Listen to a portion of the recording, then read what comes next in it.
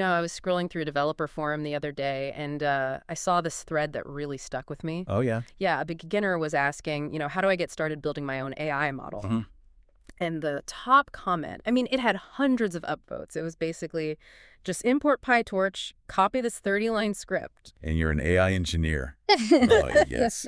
The siren song of the 30-line miracle snippet. It is. It looks so easy. It feels like, modern web development. You import a library, you make a call, and poof, magic, you feel like a wizard. Right. But then you try to apply that miracle snippet to your own problem, to your own messy real-world data, and suddenly you are not a wizard anymore. You're just staring at a screen and nothing's working. Or worse, you're not seeing any errors at all. Exactly. And that right there, the no errors at all part, that is the specific circle of hell we are going to navigate today. Because the reality is training neural networks is just, it's fundamentally different from standard software engineering.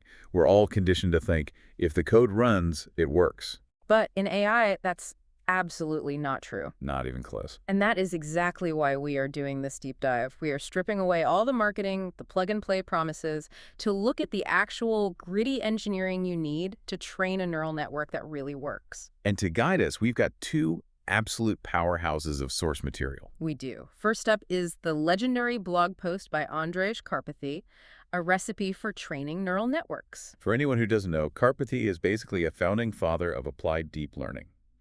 This post is required reading. And we're cross-referencing his recipe with a super practical debugging checklist from an MIT course. Right from their How to AI Almost Anything class. So our mission today is to walk through the chef's recipe. We're going from staring at raw, ugly data all the way to squeezing out state-of-the-art results. Yeah. But we have to start with this core conflict. You called it a leaky abstraction. What does that mean? It's a great term. Think about it like this. In normal coding, a library is like a black box, a Lego brick. You don't need to know how the requests library handles TCP/IP packets to get a website. You just call GET. Right. The abstraction is solid. If I mess up the URL, it fails loud. I get a 404 error. Exactly. It screens at you. But neural networks are leaky. The complexity of the math, the weirdness of your data, it all leaks through the code. Libraries like PyTorch give you these nice, clean functions, but underneath, they're incredibly tolerant. They want to learn. So if you feed them garbage, They don't crash. They just learn the garbage. that is terrifying. It's like the code is gaslighting you. It really is. Karpathy calls it silent failure. So let's say you're doing data augmentation, right? A standard technique. You flip images to get more data, Okay. but you have a bug. And you forget to flip the labels to go with those images. Oh no, so now I have a picture of a car turning left, but the label still says turning right. Precisely. In normal software, that kind of logic error might crash. An assertion would fail in a neural net. But it just runs. It runs perfectly. The Python interpreter is happy, the GPU is spinning, the model just consumes the data, updates its weights, and silently gets a little bit worse. It's confused, but it doesn't know how to tell you. So you could be burning electricity for days thinking everything's fine because the loss is technically going down, but you're actually building a model that's fundamentally broken. And that brings us to step one of the recipe. And I have to warn you, this is going to sound incredibly low-tech. Okay. It goes against every single instinct a software engineer has. Step one, step away from the IDE. Correct. Karpathy's first rule is, do not touch any neural net code. Don't define a model. Don't set up an optimizer. Nothing. This is the become one with the data phase? It sounds almost spiritual, doesn't it? But it's the most practical advice in the whole thing. You need to spend hours, I mean literally hours, just scanning through your data set. And when you say scanning, you mean manually, like scrolling through thousands of images in a folder. Yes, manually, with your own eyes. But wait, isn't the whole point of AI that the machine finds the pattern so I don't have to? That comes later. If you don't know the distribution of your data, you have no way to debug the model. You need to know what normal looks like. Karpathy talks about finding data sets full of blank images or screenshots of error messages. Right, I read about a project where they realized way too late that they had duplicate images in both the training and the test set. Which is a complete disaster. That's called data leakage. Yeah. If the answer key is in the study guide, you aren't learning. You're just memorizing. And you'd never find that unless you looked. Never. The MIT checklist hammers this home too. They say to check for label imbalance immediately. Imagine you're training a model for a rare disease, but 99.9% of your data is healthy. The model can just guess healthy every single time and get 99.9% accuracy. Exactly. And you'll see that score in your dashboard and think you're a genius, but you've actually built a totally useless model. There's this idea Karpathy mentions, mental compilation. I love this. It's like your brain is the first neural net you train on the data. That's a perfect way to put it. Think of your brain as a compiler. If you look at enough examples, your brain starts to build a mental model. You start to intuitively get what the patterns are. So later, when the model makes a weird prediction, you have a gut check. Precisely. If the model predicts something that clashes with your mental compiler, you know it's probably not just a hard example. It's likely a bug. If you never looked at the data, you're just flying blind. Yeah. You have no baseline for truth. Okay, I've paid my dues. I have spent my afternoon scrolling. My eyes are tired, but I am one with the data. Now? Now can I build the giant transformer model? No. Still no. You're killing me here. Not yet. This is where people get what I call hero syndrome. They want to implement the paper that just came out yesterday. They want to build the super multi-scale ResNet with attention. Well, yeah. I want to build the cool stuff. We all do. But step 2 is set up the skeleton and get a dumb baseline. A dumb baseline. Define dumb. I mean, a linear classifier or a tiny, tiny connet. We are not trying to get good results. We are just trying to verify that the plumbing works. We're testing the pipes, not the water pressure. Exactly. And this is where we get the sanity checks. These are the magic tricks that will save you weeks of your life. If you take nothing else away from this deep dive, take these. Let's do it. First one, the random seed. Essential. You have to fix your random seed. In Python, in PyTorch, in NumPy. Everywhere. If you run your code twice, you must get the exact same result, down to the decimal. Because if I tweak something and the result changes, I need to know it was my tweak, not just random noise. Correct. Otherwise, you're chasing a ghost. Yeah. A bug that only shows up 50% of the time, you'll go insane. Okay, seed is fixed. Now here is my absolute favorite trick from the reading. This one felt like a real hacker secret. The Overfit One Batch trick. Yes. This is the golden rule. Before you train on your full data set, take a tiny slice of data, like 2 examples, just 2, and train your model on just those 2 examples. And what should happen? The loss should go to 0. The model should perfectly memorize those 2 examples. It should predict them with 100% confidence. And if it doesn't? If it can't get 100% accuracy on 2 examples, your code is broken, period. It's not the data, it's not the model architecture, it's a bug in your implementation. That's such a powerful filter. Because I've been there training on a huge data set, loss is bouncing around, and I'm thinking, oh, maybe the learning rate is off. Right, but if you can't overfit 2 examples, it's not the learning race, it's a bug.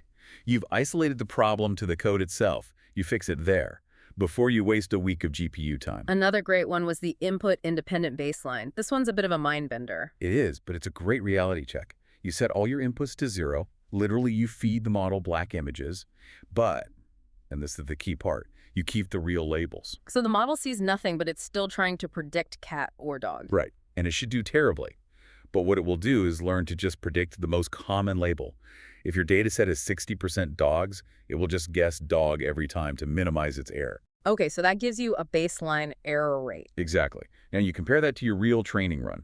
If your model with real data doesn't perform significantly better than the model with zeroed out data, then it's not actually looking at the data at all. it's just memorizing the average. You'd be shocked how often a bug in the data loader causes this and people don't notice. Speaking of data loaders, I want to highlight one specific tip from Karpathy here.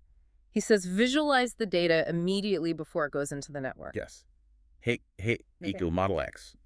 Visualize X right there, not the image in your folder. Right before the model eats it. Because I've done this, I think my data loader is doing one thing, but by the time it gets to the GPU, the normalization has turned my images into static, or the cropping is wrong. That point in the code is the only source of truth. You can't trust anything else until you see what the network actually sees. Okay, so we've sanitized our inputs, fixed our seeds, overfitted 2 examples. The plumbing works. Now, can I be a hero? You are persistent. Okay, yes. Now we move to step 3, overfitting. But even here, the advice is don't be a hero. What do you mean? We're actually training now, right? We are. But if you're doing image classification, don't invent a new architecture. Just copy and paste a ResNet 50. Use what works. Exactly. The goal here is just to pick a model that's powerful enough to overfit your training data. We want to drive that training loss as close to 0 as we possibly can. But wait, why is overfitting the goal now? I thought overfitting was bad. It is, eventually. Okay. But right now, we need to prove the model has enough capacity to even learn the problem. If we can't get an A+ on the study guide, we have no hope on the final exam. It's a capacity check.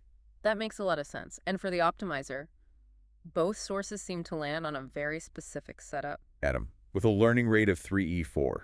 Is that just a magic number? It's practically a meme. Yeah. 3E4, it just works. Yeah. It's a very forgiving starting point for the Atom optimizer. If you don't know where to start, you start there. But there was a specific warning here about learning rate decay. This felt like a real trap. Oh, it's a huge trap. If you copy code from, say, an ImageNet tutorial, it often has a default schedule where the learning rate drops after a certain number of epochs. To help it fine-tune, right. Right, but your data set might be way smaller. So if you leave that default in, your learning rate might hit 0 before your model has even learned the basics. And you're just sitting there wondering why your loss stopped going down. You think it converged, but really just stopped working. Exactly. So disable those defaults at first. Keep the learning rate constant. We want to see that loss curve crash down. Okay, so we've done it. Big model, Atom 3E4, training loss is basically 0. We've memorized the data set. But memorization isn't intelligence. Correct. So now we pivot. Step 4 is regularization. We need to rein it in. We trade some of that perfect training accuracy for better validation accuracy. We want it to generalize. And the number one best way to do this, I hate the answer. Everyone hates the answer. It's more. More data. It's the uncomfortable truth. Adding more real-world data is the only guaranteed way to monotonically improve performance. You can tweak parameters for weeks, but more data will work. It's just frustrating because collecting data is hard. Coding is fun. But you can't code your way out of a data deficit.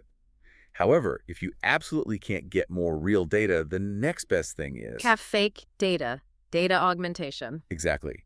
If you have a picture of a cat and you rotate it 5 degrees, it's still a cat. But to the computer, the pixels are totally different. You've just made a new training example for free. And you can get creative here. They mention things like domain randomization or even using GANs to generate new data. The goal is just to expand the data set, so the model is forced to learn the concept of a cat, not just the specific pixels in one JPEG. Okay, what about the more technical stuff like dropout? Yep, crucial. Dropout is a classic. You randomly turn off neurons during training so the network can't rely too heavily on any single feature.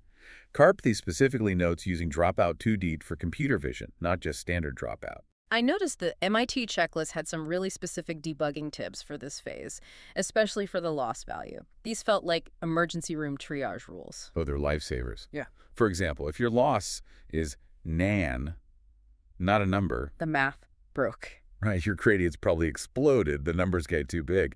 But for LLMs, there's a specific tip here. They suggest using bfloat 16. Brain floating point. Why that over standard float 16? It's all about dynamic range. Think of float 16 as a small bucket. In LLM training, the numbers can get huge or tiny. They spill out of the float 16 bucket, causing NANs. bfloat 16 is a taller bucket. It sacrifices a little bit of precision for a much better range. It keeps things stable. That's a great explanation. Okay, another triage rule. What if the loss just isn't moving? You're underfitting. The model isn't learning. Your learning rate might be too low, or you might need a better optimizer. The MIT guide suggests trying something like heavy ball. And the opposite. If the loss is just jumping up and down like crazy. Too unstable. You need to clip your gradients. You basically put a speed limit on how much the model can change at each step. It prevents it from just flying off the rails. Got it. So we've regularized, we've stabilized, now we're in the home stretch. Step 5, tuning. This is where intuition often fails. People love grid search, right? Checking every combination. It feels scientific. I'll check learning rate 0.01, then 0.02. It feels organized, but it's mathematically inefficient. Carpathy strongly recommends random search. Why random? That feels chaotic. Think of it like looking for gold on a map. Some parameters matter a lot more than others. In a grid search, you might waste tons of time checking different values for an unimportant parameter. You're digging in the wrong spot over and over. Whereas random search jumps all over the map. Exactly. So you're much more likely to stumble upon the critical value for the important parameters. It explores the space much more effectively. That makes sense. And I have to share the joke from the blog. Carpathy says the state-of-the-art method for hyperparameter tuning is Using an intern. Yeah. I hope no interns are listening and feeling used, but it really highlights that tuning is just a grind. It's trial and error. It is. But once you've done the grind, you reach the final step. Squeezing the juice. A final 2%. How do we get it? Ensembles. The wisdom of the crowd. You got it. Train 5 different models, maybe with different random seeds. Then just average their predictions.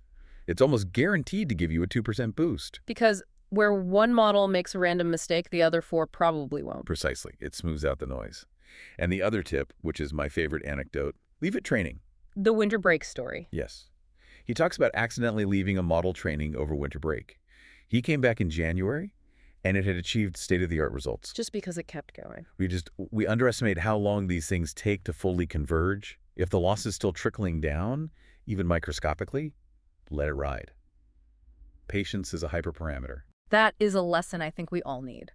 Okay, let's recap this whole journey. We inspected the data manually, we built a simple skeleton, we overfitted a single batch to prove the code works. Then we picked a standard model and overfitted the whole data set to check capacity. Then we regularized, mainly with more data and augmentation. And finally, we tuned and squeezed with ensembles and, well, time. That is the recipe. It's not magic. It's just process. It's engineering. But before we wrap up, I have to bring up one final critical warning from that MIT checklist. It's the too good to be true clause.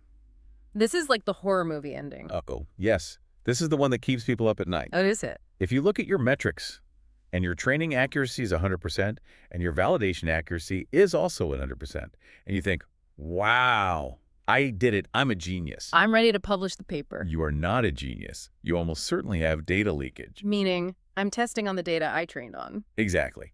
Somewhere, somehow, the answer key leaked into the test. Maybe you didn't split your data right. Maybe there are duplicates. But if it looks perfect, it's wrong. That is a humbling thought to end on. Real-world data is messy. Real models have errors. If it feels too easy, you messed up. Which brings us right back to the start. This is a linky abstraction. It requires paranoia. You have to constantly question your own success. So to everyone listening, don't be a hero, be paranoid, go stare at some data, and for the love of all that is holy, fix your random seeds. Happy training.